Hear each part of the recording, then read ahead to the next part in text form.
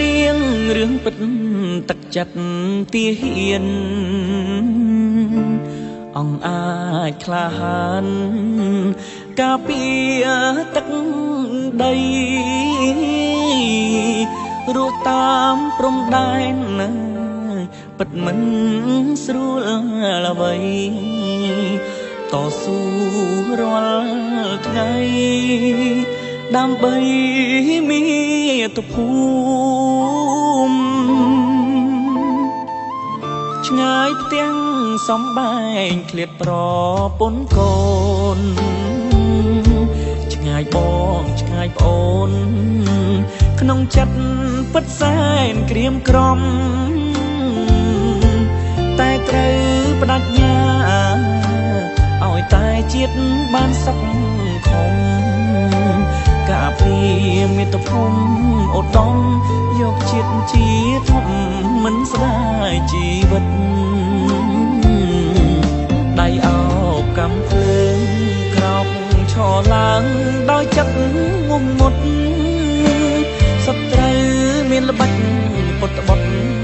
លួចប្រយុទ្ធវាយឆ្មងក្រោយខ្នងតាំងចិត្តឆ្លៀនទៀនណារឿងនេះមិនមែនតែម្ដងល្បិចកលសាហាវយំខ្នងលួចប៉ុនប៉ងវាយឆ្មងប្រហាទឹកចិត្តទាហានស្មោះស្ម័គ្រគ្មានព្រីប្រយុទ្ធពាក់លីការពារព្រំដែនសីមាតស៊ូបដបដាច់លះបងមិនស្ដាយសង្ខាមិនខ្លាចមរណាឲ្យតែខែមរាបានសុខរៀងអើយ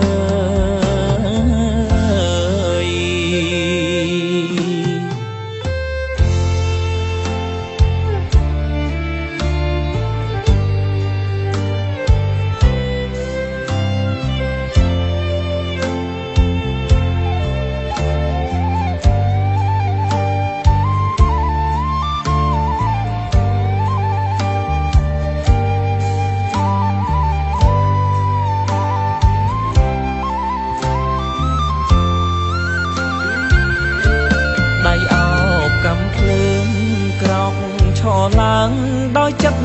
ងងមុតសត្រូវមានល្បិចពុតបុតលួចប្រយុទ្ធវាយឆ្មងក្រោយខ្ន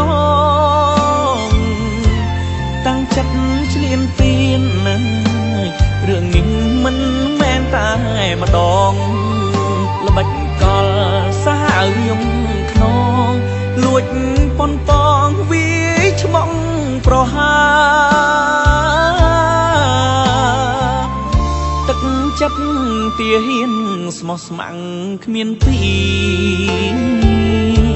ប្រយុទ្ធពាក់លីការពារព្រំដែនសីមាតស៊ូបដបដាច់លះបងមិនស្ដាយសង្ខាមិនខ្លាចមរណាឲ្យតែខែមរាបានសុខរៀងអើយ